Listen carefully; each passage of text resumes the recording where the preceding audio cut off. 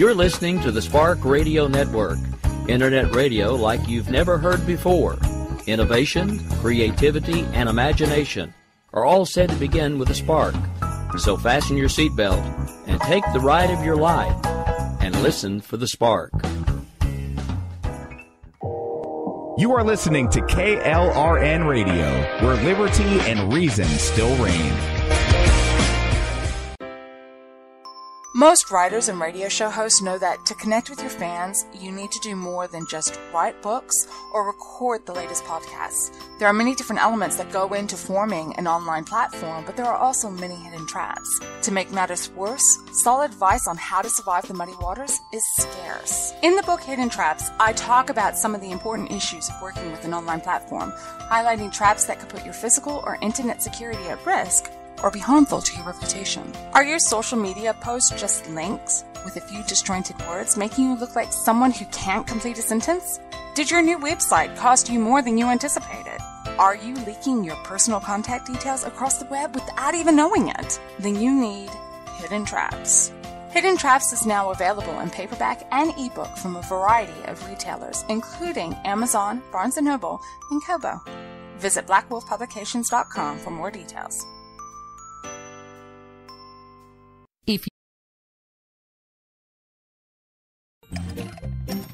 Pink fluffy unicorns dancing on rain.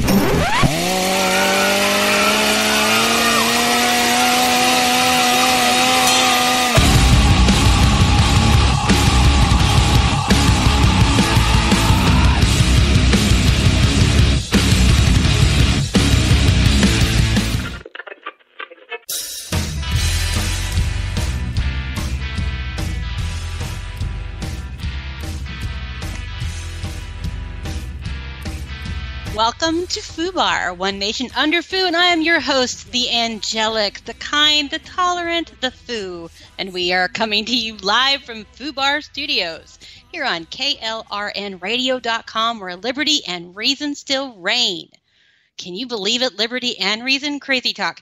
And guys, this is our first show of September, so welcome to September. You know, I got to bring that up because one of the reasons my week has felt so just insane is my children started school. And it wasn't just like normal school, like, hey, my kids are back in grade school, here we go. No, it was my oldest started middle school, and my son is in his last year of grade school. So it's like, oh, my babies are getting older, and I'm getting older, and time's flying, and all kinds of mom feelers, so wow. Add to that chaos in social media, chaos in news, chaos in politics. You know, you get to thinking that it's not going to get any crazier because you're hoping you've reached like peak crazy. And then suddenly you haven't reached peak crazy and they show you even crazier because, oh boy, I totally poked the crazy bear this week, or the hornet's nest, or whatever you want to call it, with a simple little tweet about DACA. And we're going to talk about DACA. We have to, because it's like the big thing right now, and everybody's mad in one way or another about DACA. But I have to tell you where I'm coming from and why I'm talking about it, because my week has been insane, and it hasn't been this insane before, probably since 2015, when I very vocally opposed Donald Trump. And his heavy base came after me really bad that year. And so I haven't seen anything like this from the other side in a long time. And, you know, me, I just have to kind of to poke those people, and I poked them pretty good. It was before, actually, that the Trump administration decided to rescind DACA, which I agree with, and we'll get to that. And I just kind of was trying to draw an illustration of the idea of theft, and that the parents were as responsible for what's going on with these dreamer kids as the government, if not more so. And I kind of made a very simple comparison to a parent stealing a bike, giving the bike to the kid and saying, okay, it's his bike because he rode it. And this freaked people out. And I really didn't think it was that dramatic or that triggering. I thought it was just kind of, snark, move on. But apparently this is the most racist tweet to have ever hit Twitter. Who knows? I guess in their minds that the dreamers and the illegal immigrants and these people who are DACA recipients are all of one race. And I really couldn't figure out why they were so mad about the tweet. And then I saw some long-haired green penis had drawn some kind of comparison to the whiteness of people taking native lands, or it was just dumb. And all I was really trying to point out was that it was the parents who played a huge part in the mess that we're seeing. And I was agreeing in a way that this was not the kids' fault. This was the parents, and the parents had created this. But nobody's talking about the parents. Everybody's talking about the evil government and the racists and the ethnic cleansing and all this other crap that has nothing to do with the actual executive order that they got rid of. And nobody's talking about the fact that Obama set these kids up to fail. And pointing that out, of course, makes you a racist, on top of the bike tweet, which made me a racist.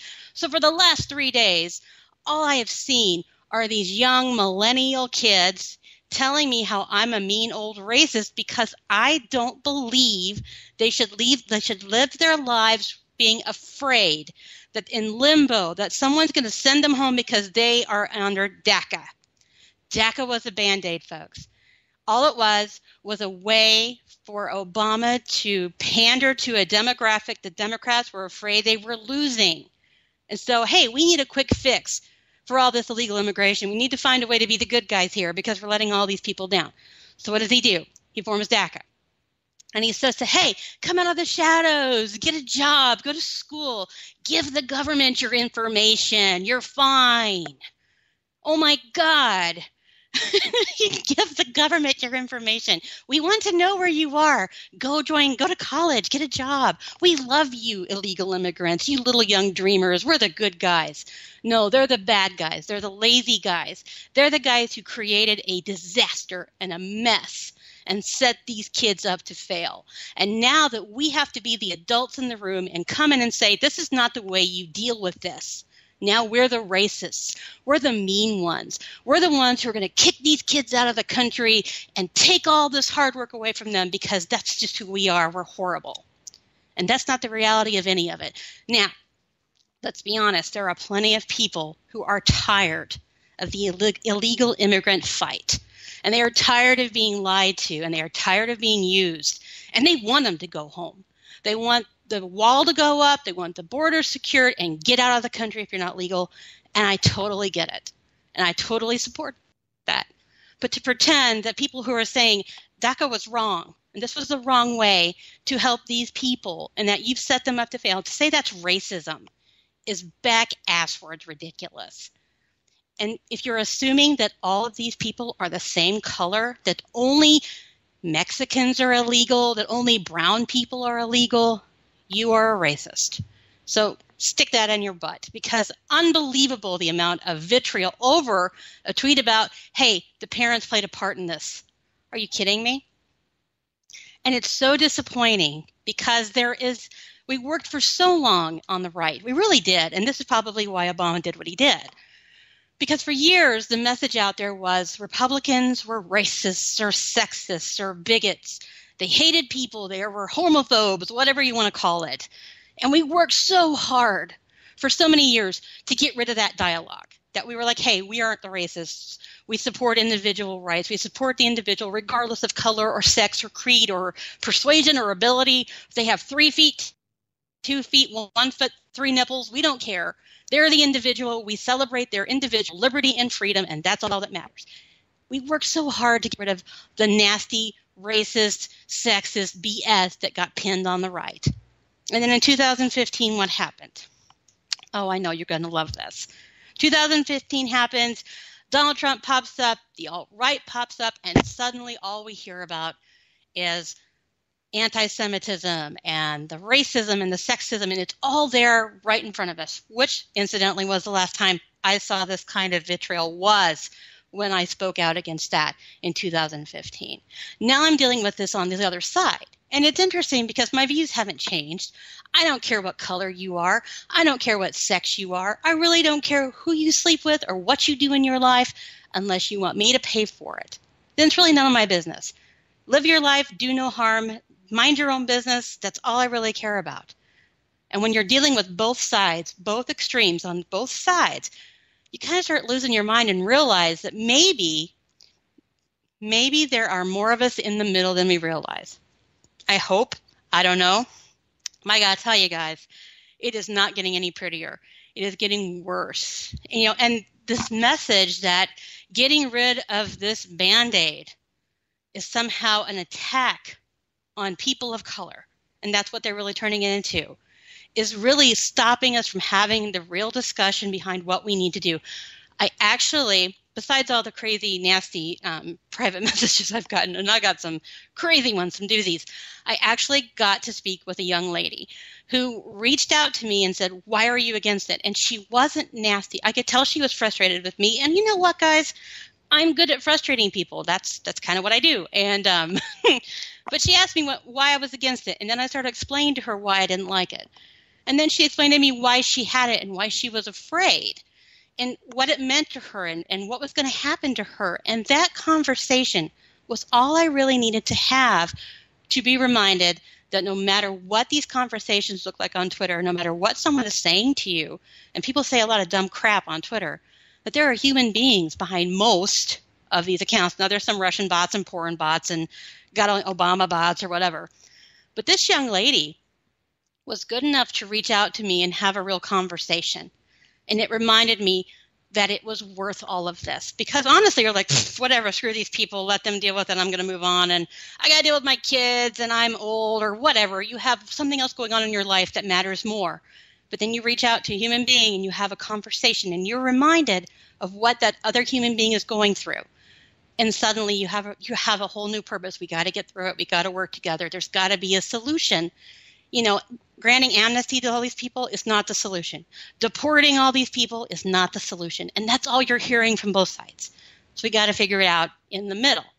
And I know that's not popular, but it's the reality. We can't just keep screaming at each other from across the way because it's not getting anything done. Phew. I have been thinking about that all day. I got to take a short break. When I get back, I have actually a surprise for you and then our top 10 douchebags of the week. So stay put.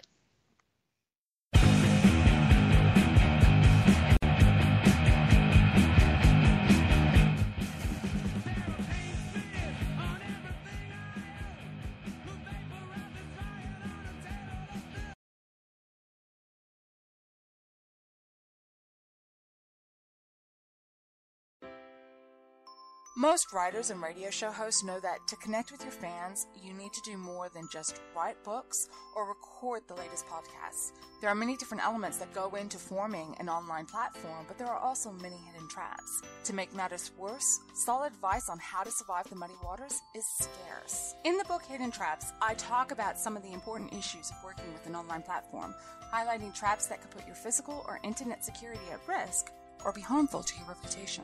Are your social media posts just links with a few disjointed words, making you look like someone who can't complete a sentence? Did your new website cost you more than you anticipated? Are you leaking your personal contact details across the web without even knowing it? Then you need Hidden Traps. Hidden Traps is now available in paperback and ebook from a variety of retailers, including Amazon, Barnes & Noble, and Kobo. Visit blackwolfpublications.com for more details. If you're 80...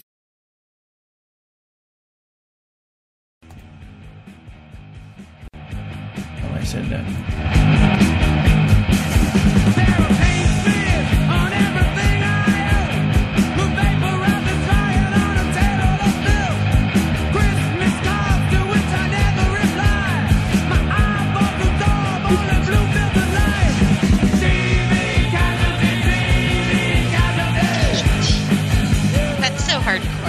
TV Casualty. I love that. And you are back with Fubar. I am the one, the only, the Foo. And we've been talking and rambling for the last 15 or so minutes. And usually at this time in the show, we go into our top 10 douchebags. But this week, I have a little surprise for you because I have an in with a really creative little couple of folks called the Third Rail Ramblers. And if you're not familiar with them, they do a lot of clever, funny parodies. And they were good enough to send me their latest, which is called The Trumpster's Paradise. Now, we are premiering it tonight on Fubar for them. And just so you know, one of the members of the Third Rail Ramblers is Al, and he has a show here on KLRN called The Hardcore Patriot. Now, here is the song. I hope we're ready for it. I asked him to cue it up. This is The Trumpster's Paradise by Third Rail Ramblers.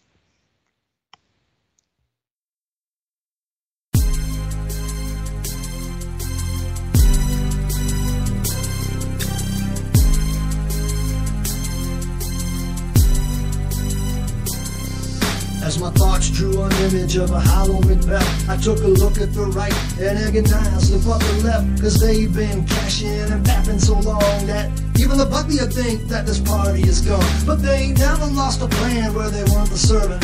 We be beaten like a drunk, sovereign TV and turd love. We never watch how they stalking and interlocking. It's true with the status they be trying to walk. A calculated grip, but you gotta know, system's broke. Obamacare ain't gonna go, fool. He's the kind of be the little status wanna be, like saying please to the right. Principles ain't your birthright. Been getting boastful cries, living in a Trumpster's paradise. Planned Parenthood, that's tight, living in a Trumpster's paradise. Promise to one that's nice, living in a Trumpster's paradise. But we got ghosts that's right, living in a Trumpster's paradise. With this administration, they all but making the press lose their effing minds, getting hazed by the tweet, but they always be clowning the mainstream. Too much imprecision, botching, and apparent schemes. They be preferential fools with agenda on their mind. The PADNC gotta be demonized. He provoked pure rancor, oppressed, pimping canker, but his cronies abound, and they ain't just your average tool. But the press keeps breaking a scandal a day, misgiving, strife, amplifying, can't brush away. He's in the seat now, but will he stay to be a sophomore? The way he be tweeting, I don't know. Tell me why must we on the damn TV watch the POTUS deserve common decency? Been getting boastful cries, living in a Trumpster's paradise. Planned Parenthood, that's tight, living in a Trumpster's paradise. Promise to all that's nice, living in a Trumpster's paradise. But we got ghosts that's right, living in a Trumpster's paradise. Spicer and the Comey, Moochie got devoured. People making exits used to have some power. Little what he's saying, about half of what he's doing. A marathon of fiction, but some of us be looking. Some say I gotta spurn, others get on both knees, but they just be grandstanding. Decision is just me. Some Trump I can, some Trump I won't. Most pundits suck, they be always baiting and clicking for the press pool. Been getting boastful cries, living in a Trumpster's paradise. Planned Parenthood, that's tight, living in a Trumpster's paradise. Promise to all that's nice, living in a Trumpster's paradise.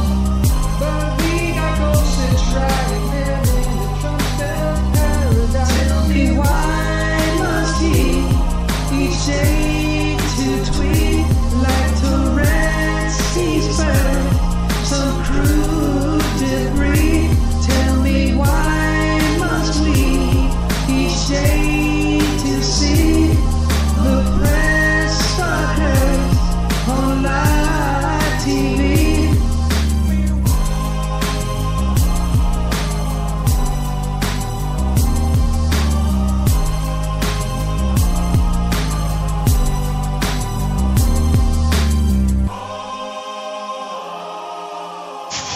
Admit it, you were singing along, right? Not like you knew the words because you know it's a parody, but you know the song, so you know you probably were bouncing around listening. And you know what?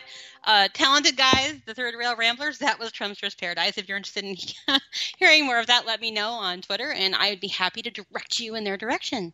Also, while I was listening to that with you guys, I had a chance, and I was going through my Twitter timeline, which is, you know, a disaster as usual. But Snark Later, Pray Now said they'd be so happy if I mentioned them on the air for tweeting during her show. So I mentioned you. Thank you. I appreciate you sending me the tweet, and I mentioned you on the show. Okay, now we have top 10 douchebags to get through. If you are familiar with the show, thank you for being around. If not, just so you know, what we do with the top 10 douchebags is every week we go out into social media and we ask people to send us their nominations of people who have been acting like, well, douchebags for the last week. And we go through all these nominations. I think I had over 100 last week. I had close to 70 this week. So let's get started. At number 10 of this top 10 douchebags is Martha Plimpton. Martha Plimpton was in Goonies. She was the geek in the glasses. She's kind of a nobody now. They tried to do this Catholic sitcom that didn't go very well, I think.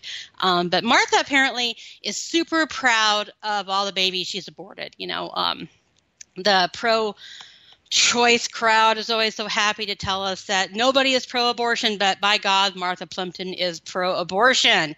She was being interviewed and talked about how proud she was of her first abortion. Yeah. So Martha Plimpton, you are a douchebag at number 10. Number 9, the DACA morons. I have green penis on here. Just so you know what a green penis is that someone who has a man bun, who is somewhat of a progressive. I don't know. I have a really bad habit of calling them green penis and forgetting I'm saying it out loud. It actually comes from the movie, oh gosh, what was it? Oh, I can't remember. But Rob Rigglesworth is in it, and he's in jail, and he calls someone a green penis, and I can't remember what it is. But anyway, it stuck with me forever.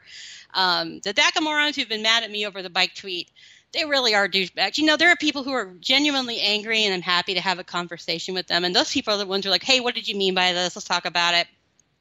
But the people telling me that they hope I die and kill myself, you know, they really don't want to have a conversation. And they can't explain to me what was racist about the tweet in the first place.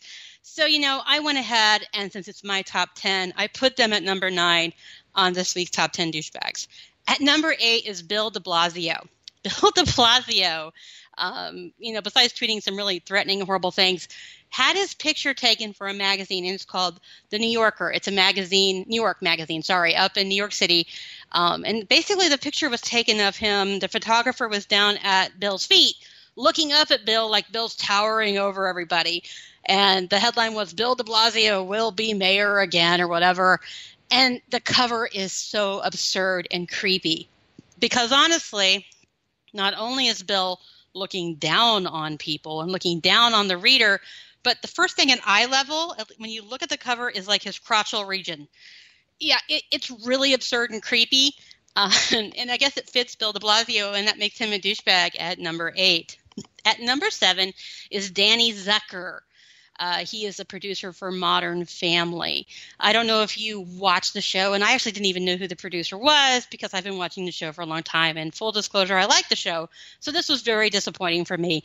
Earlier this week, Danny decided to write a tweet call, and it was basically, Dear Christians, if you oppose DACA, then, you know, F you or whatever.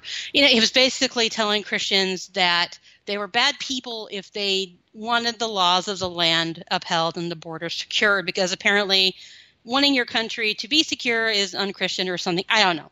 He was trying to draw some line between Christianity and illegal immigration, and he failed miserably.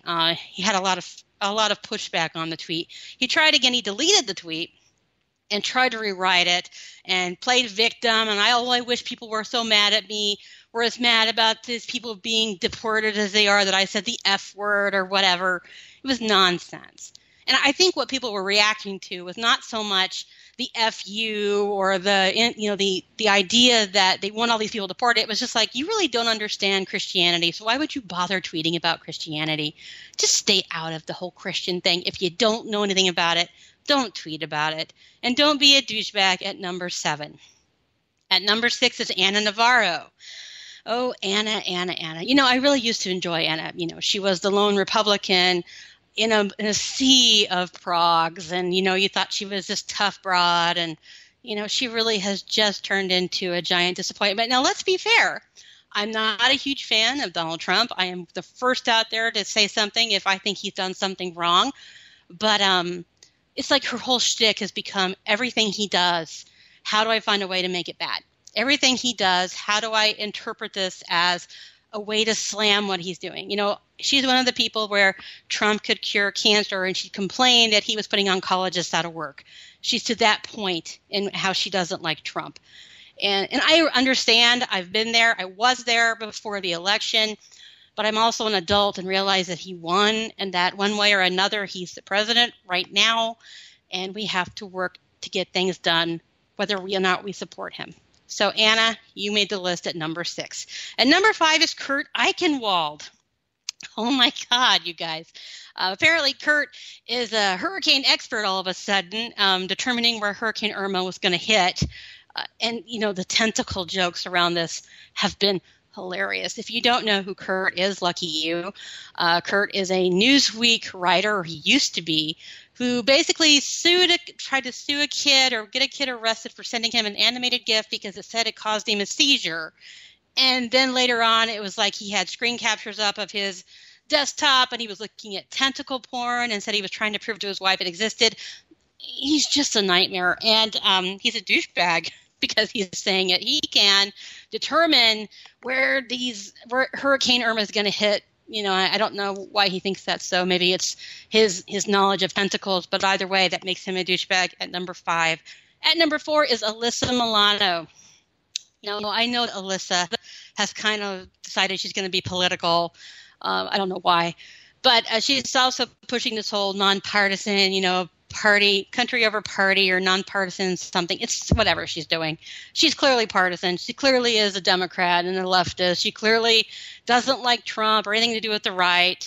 But this week what she did was when Donald Trump proclaimed Sunday as a national day of prayer, oh my God, God forbid, she said that she thought it should be National Asshole Day instead.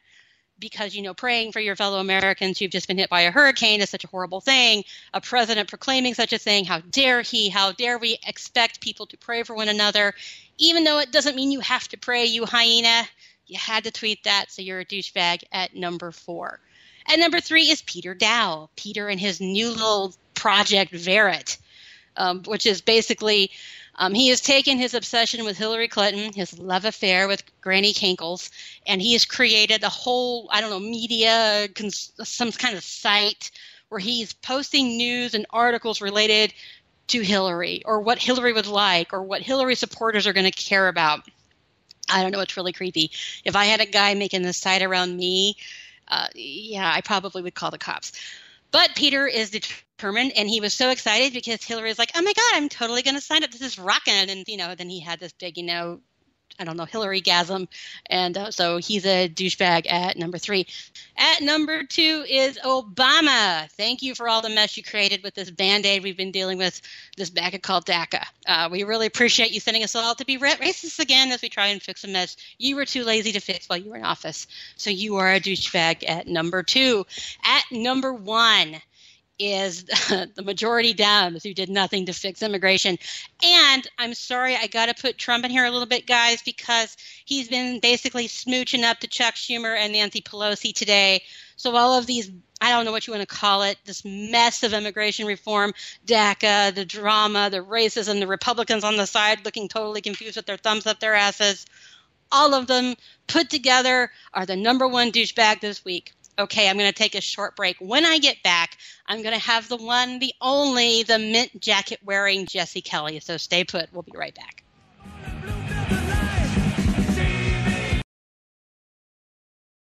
Everyone loves liberty. Our rights come from God, not the government. So why are you letting other people tell you what's best for your health care? Exercise your freedom with Liberty Health Share. Liberty Health Share is a community of people who voluntarily share one another's medical costs. Liberty Health Share is founded on the idea that most people truly want to help one another. Healthcare sharing allows members to do just that as a true community that supports one another in times of need. Liberty believes people should make decisions for themselves and their families. Members are able to take back the freedom to make their own decisions about their healthcare. Freedom from guilt or doubt about how your money is used. You have the freedom to direct your healthcare, not to be dictated to by bureaucrats. Stop letting others tell you what to do and join a community of like-minded people.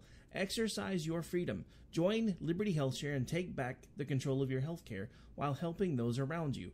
Call Liberty at 855-58-LIBERTY. Again, that's 855-58-LIBERTY for more information, or you can check them out at libertyhealthshare.org. Again, that's libertyhealthshare.org.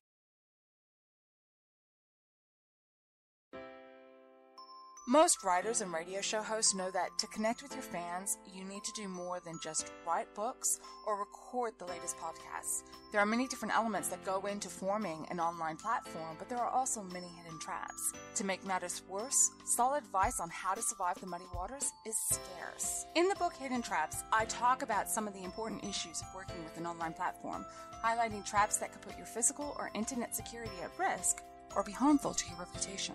Are your social media posts just links with a few disjointed words, making you look like someone who can't complete a sentence? Did your new website cost you more than you anticipated? Are you leaking your personal contact details across the web without even knowing it? Then you need Hidden Traps.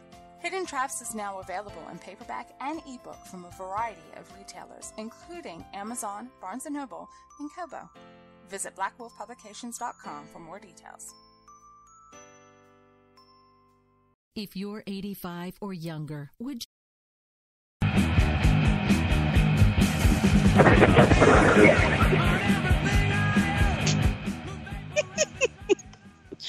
Oh my gosh, we were back from break, and you guys, full transparency, we do have Jesse on the line, and we have convinced Jesse to go up and put his mint-colored jacket on to take a photo for Twitter, so you all know that he is wearing his jacket during tonight's interview. He was running through the house with us on the phone. I hope he has not lost us as he was taking his selfies and putting his jacket on.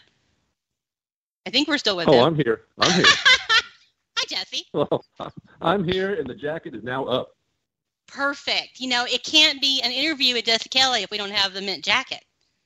No. It's more famous than you. I know, it's ridiculous. You know, the jacket, you really should form its own Twitter account for the mint jacket. Jesse's mint jacket. I should. You know, somebody started like a parody account that was really focused on the jacket a while back. I don't know whatever happened to that guy. It wasn't me, but that's a really great idea.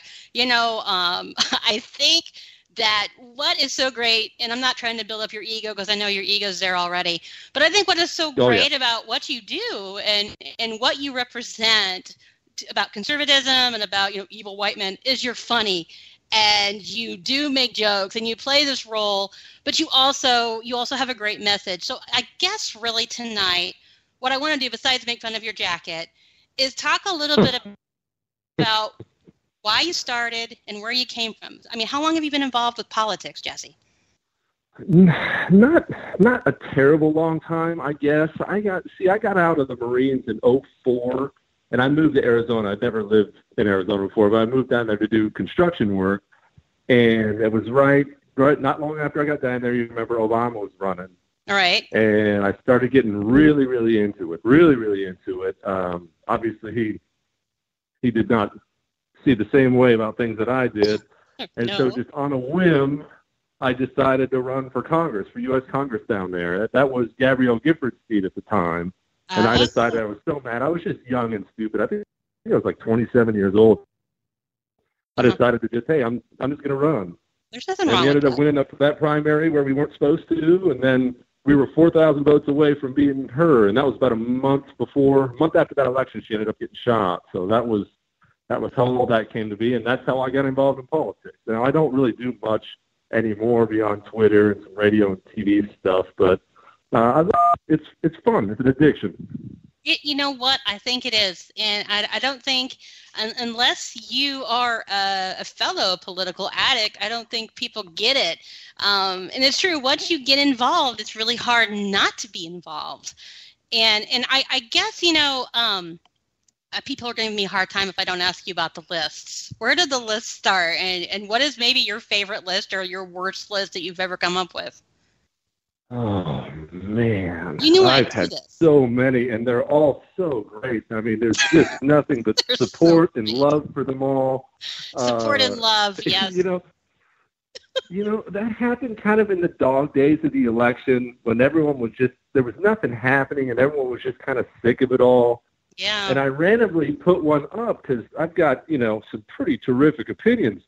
So I put one up, and I forget what I ranked. It was something dumb. I mean, it might have been best cheeses or appetizers or something like that. Sure. And it was absolutely vicious on Twitter. The pile-on was brutal afterwards. It was so much fun that I kind of got hooked on it. You know, it's funny because you get used to getting screamed at by people for, you know, important things, but you get screamed at because you like warm pie over cold pie or some bizarre listing that you've made up. I think what I saw most recently was you were asking people which 5 Twitter people they would not mind being stuck with for 2 days during a hurricane. And I don't. It was terrifying the way people were coming up with their responses. But I think what your lists do is it's a great reminder that not everything has to be politics all the time, even if you're political Twitter. Do you think that you're... and it shouldn't.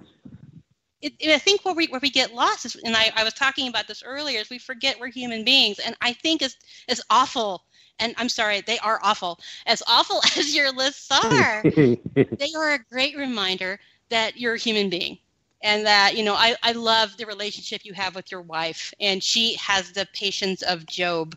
But she does. You know what? I have slowly poisoned you years ago. So I think what's really great is we get to see your relationship with your family and your wife, and she's lovely. You're such a lucky guy. Well, I mean, let's start right there. Everybody pretty much universally acknowledges she's the lucky one. I mean, you know, she really struck gold with me. Really struck gold. Yeah, and, clearly. You're right about the lists and the everything else, and you know, it doesn't have to be all politics all the time. And people are more apt to heed your opinion and not be quite as nasty about your opinion when you are talking about things important. If you have humanized yourself a little bit and just be who you are. I mean, I have some pretty strong opinions about a lot of things on there, and a lot of people disagree with them, but people let that go more if they know really deep down you're just a person like they are. I think it's important for people to do that. Everything doesn't have to be Trump or politics or everything else. That gets boring anyway. It really does get kind of boring, and it gets almost overwhelming when that's all you really hear about. You know, and I think what really, and we were supposed to do this 2 weeks ago, a week ago with Hurricane Harvey. And, you know, I know you're going to be humble and say, oh, I'm just doing what I should have done. But man, you and your wife, what you guys have been doing for Houston and all the awareness you're raising and the money you're raising. And what was it with the van? Did you help someone get connected to find a van? Was that you? Yes. You're making way too much of all that stuff. See, I knew you were going to say that. But too bad. Much. You're going to have to accept that what you did was pretty damn amazing. Deal with it. Happened? Well, this goes back to what you were just saying, though, about the dumb lists and everything else. Once people have that trust in you, then when you're calling for help and when you're asking for things, people listen, and they're more apt to share that, and they know that's important. So it was just I was able to have a platform to do what I could do to help. And I didn't do squat compared to a lot of these guys. As far as the van goes, yeah, the van. There was a special needs kid down here named Brock. His mom reached out to me because I apparently became the point of contact for a lot of this stuff down here. Mm-hmm. And she said she sent me pictures of it. Their van, he needs a special van to get around. And he's the type of special needs where he's not leaving his house unless he has this special van. Sure. And their house got flooded out, and their van got flooded out, and they're basically stuck, completely stuck at their house. Can't go see the doctor, can't go do anything. And she just put out a plea. I mean, it was no money grab or anything like that. She just said, please help me find a van, do what you could do. So I didn't do anything special. I put up the picture. I asked her if I could. I put up his picture. I put up their van, and I just asked people to help. And it was everyone else who took off with it. I mean, gosh, I think that freaking thing got like 5,000 retweets. It was Hollywood actors and stuff like that retweeting the thing. And eventually the right guy got a hold of it in Houston, a dealer down here, linked up with me. I linked him up with them, and he agreed to get them one until their insurance got them a new one. She texted me a picture this morning. I put it up on Twitter of them in front of their new van smiling, and it was just it made my day. It absolutely made my day. So you gotta accept, if you hadn't made that connection with her through Twitter or however you did it, because of the list or the mint jacket or because, you're hilarious, you made this connection. And then you helped her and helped this young man with an accessible vehicle. Having spent 10 years as a disability advocate, I can tell you how hard those vehicles are to find and how expensive they can be and how they have to have just the right width and the right door opening. And the fact that you were it wasn't just helping someone find a car. It was an accessible vehicle. And so, bravo. I just think we need to really give you props for that. I knew you wouldn't let me say much nice about you because I just know, unless, of course, we're feeding your ego. But the reality is what you did was pretty cool, dude. Well, thank you. All right, let's move on from that. I knew you'd say that. Just deal with it. Sorry. And I guess the other thing we can talk about if you want to, and I guess where do you stand right now? What are you trying to accomplish in your world politically? Or are you just trying to get through it? Or what are you thinking? I know that's kind of a big question, but what are your goals? I mean, are you going to run again? Do you want to help keep people informed? Do you want to just be on Twitter and wear your funny jacket? I mean, what are you thinking? Well, I have no desire whatsoever to ever run for office again. I know people write that to me or they want me to. I did that out of a feeling of obligation for my country, period. Yes. Politics is, as much as I love it, I have you couldn't pay me enough money to be in Congress in D.C. right now. I have a great life here, wife, 2 kids that I enjoy seeing every single night and tucking into bed. So I have no intention of going that route. You never know what will happen. And I don't necessarily have a goal for it except to inform people with things that I do know, lie about things that I don't know, be vaguely entertaining, and just keep the word out and interact with people in that way because situations like that flood do come up. And once you've done that, it gives you a chance to do some good when you have to do some good. I admit I'm addicted to it. I'm addicted to talking about it. It's the reason I'm on Twitter, because those are all political animals, Yeah. So I don't have a broad goal for it. My overall view for the country is pretty dire as far as that goes, but overall view on life is pretty sunny as far as to put it a simple way. So life is good, but the country's in trouble, right? Oh, the country's screwed. Oh, the country's totally screwed. Yeah, no, we're finished. We're negotiating the terms of surrender at this point in time. The government's not getting any smaller. No. It gets bigger every day. It does. They all suck. But that doesn't mean you have to be miserable about it all the time. They suck. It's okay. Whatever. Go to your job. Enjoy your wife. Enjoy your kids. Have a beer. I'm sipping on a bourbon as I talk to you right now with my wife and kids in the other room. Life ain't bad. Life ain't bad. Well, I have to drink Gatorade, or I'd have a drink with you. But if I drink one, I'm done, and this show would be way more interesting than it probably should be. But I think that's a really good point. I think we kind of get wrapped up. I know I do. I get very much wrapped up in, oh, my God, what is happening in this country? Who are these people? What is happening to Americans? Why are we all so pissed off all the time? It's a great reminder to kind of separate yourself and be with your family. I think that's really smart. Of course. It's not the end of the world. Imagine if you based your happiness on Nancy Pelosi or Donald Trump or Paul Ryan or any one of those anybody, even the people you like. My happiness is not going to be controlled by those scumbags in D.C. No way. No, and I have my down moments too. I get extremely down when I start thinking about Obamacare and how those idiots have screwed us out of that, how they haven't repealed it. But, overall, life ain't bad. We still live in the greatest country in the history of the world. We do. And I'm dang happy to be here. Yeah, and I think that's also, and I think what I've been struggling with as I came back on the air in June, I was on a couple years back, and it was so easy to come on and just talk about how bad Obama was, because it was just, he sucks, and we can complain all the time. Now in this field, it's different because now there's a Republican, and it's been really challenging. And how do we talk about what's going on, and how do we fix, and where's our place in all this? And I need to think that the country isn't screwed, because one of the reasons I even do it is because I don't want my kids to deal with the screwed country. So I guess part of that is be happy, but we have to keep working to try and fix it. Maybe I'm just, I don't know. What's wrong with me? Do you think we can do anything about it, or should we just sit back and drink bourbon and let it go? No. The world needs more Sams than it does Jesse's. No, that's a great way to look at it. Look at it look at it that way. I don't think we need more stamps. No.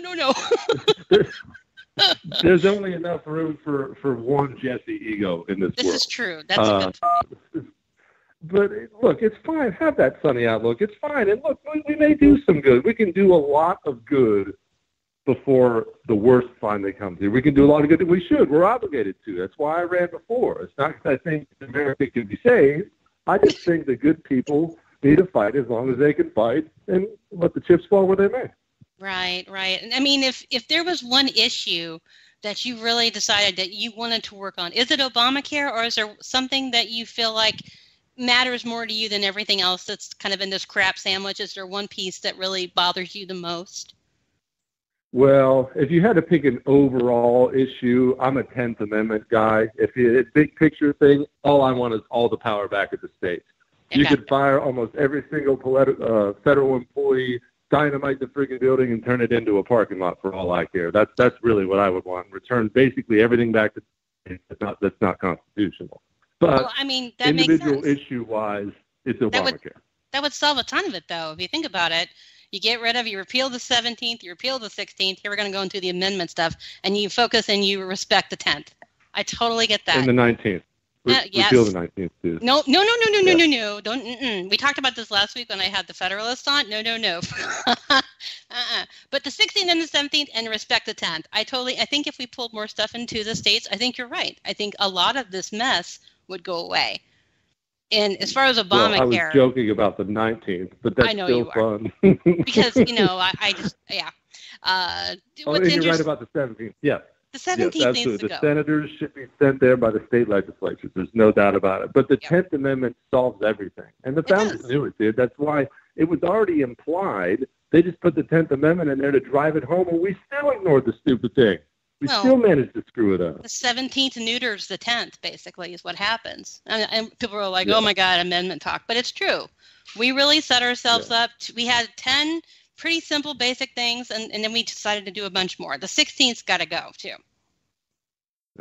Yeah. Well, but like I said, I don't see that happening. We can't even repeal Obamacare, let alone the 17th Amendment. So I'm not holding out a ton of hope for it right now. I wouldn't either, because there's not a whole lot of job security for the Chuck Schumers in the world if we are upholding the 10th. You know, what do you think the holdup is with Obamacare? Why aren't they just, at this point, they have a guy who's going to sign off on it if they repeal it. What's the hang-up? Oh, they're cowards. It's not more complicated than that. They're cowards. An entitlement was put into place. As Reagan said, the closest thing to eternal life on earth is a government program. You can't, once it's put into place. Now, the story is Republicans are taking away this. They're taking away health care. They're taking away something like that. And Republican fear of media backlash is what has destroyed this country. Those gutless cowards bow every single time to the communication wing of the Democratic Party, which is the media. That's the one appeal. It's one of the few appeals of Trump for me, is in the very least he'll tell those guys to screw off. But that's not doing us any good now either. No, and as much as I complained about Trump, I understand the appeal. I understand that we're really sick of D.C. We're really sick of the way things are going, and this guy is giving them the finger, and I get that. But I worry, that I don't know that anything is going to change, and it doesn't feel like anything is changing, that we elected a Republican, and it feels like, to your point, the government's just getting bigger. Oh, they do, and that is the way government goes.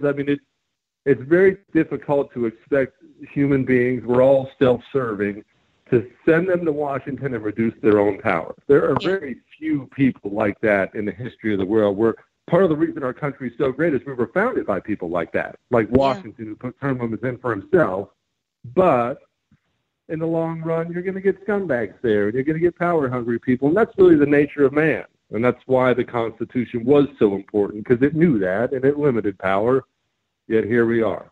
Here we are with unlimited power at that level and such huge overreach. And the point that you brought up about Obamacare is now that the messaging is not that we're trying to fix it or we're trying to make our healthcare system work again. It's we're taking things away. Republicans are trying to kill people by taking away their healthcare. That is what they're saying now, isn't it? Yes, that's exactly what they're saying. And it's predictable. I mean, no, but then again, keep in mind, this comes back to the American people. Nobody wants to vote for the guy that says, I'm going to leave you alone. Your life is your life. Everybody wants to vote for the guy who stands on stage and says, I will help you. I will fix you. I will pay for this. I will pay for that. That is what sells. All I want to hear is, I'm going to leave you alone. I'll leave you alone. That's all I want to hear. Do your thing, Yep. Eat lollipops, drink bourbon, and live your life the way you live it. Don't make me pay for it and do no harm, and I'm a happy camper. Why is it so hard? Amen. But I think one of the things that we forget is that freedom isn't easy, and that when you're free to make your own choices, you screw up sometimes, and people don't like to be held responsible when they screw up.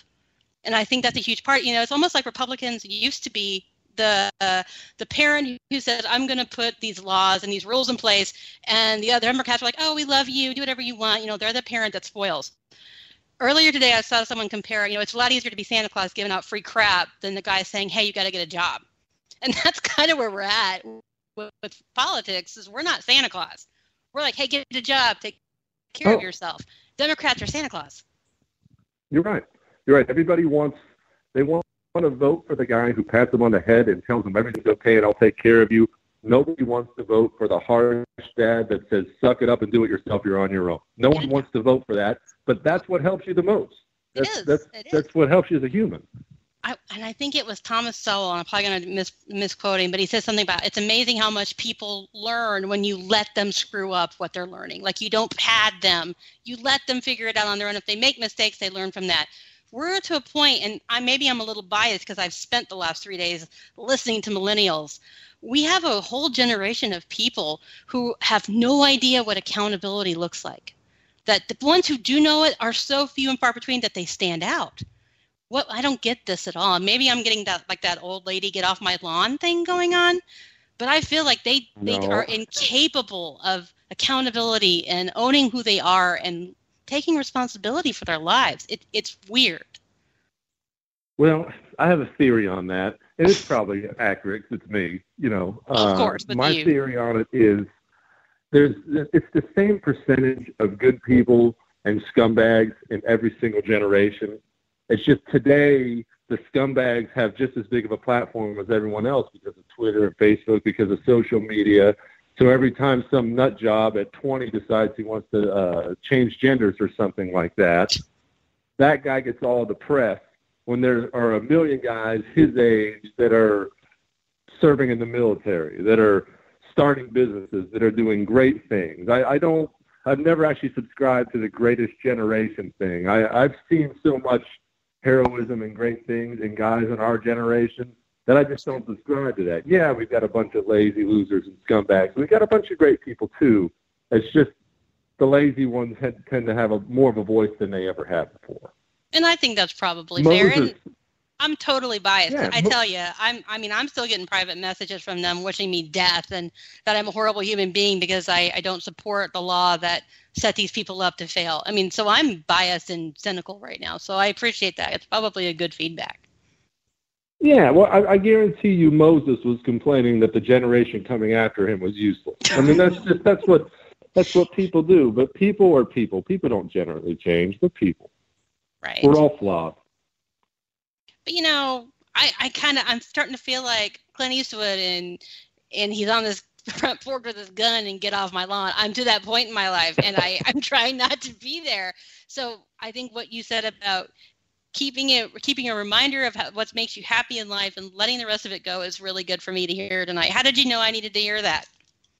Well, we all need to hear it every now. I need to hear it every now and then.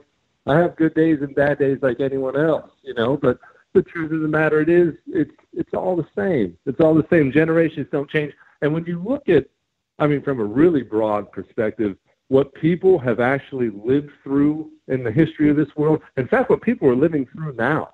Be 8 years old in Syria right now, what people are living through at the moment, and then you compare that to your problems. Nothing helps like that. Nothing helps with your own personal happiness like perspective. Nothing does. It's really true. This went by really fast. I blame your bourbon. Can you tell me how people can find you so that they can go out and find your lists? Well, yeah, I mean, I can't believe there's anyone that hasn't already. I know, right? But please, just in case.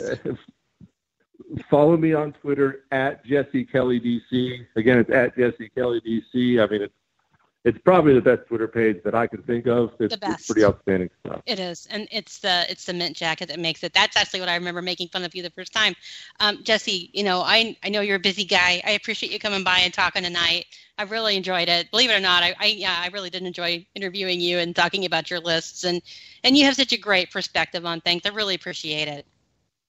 I appreciate you, Sam. I'll come on anytime. I love you. Oh, you take care of yourself, my friend, and hug your wife. She's a lovely lady. I will. You be good. Never. I'll talk to you later. Thank you, Jesse. Later. Bye.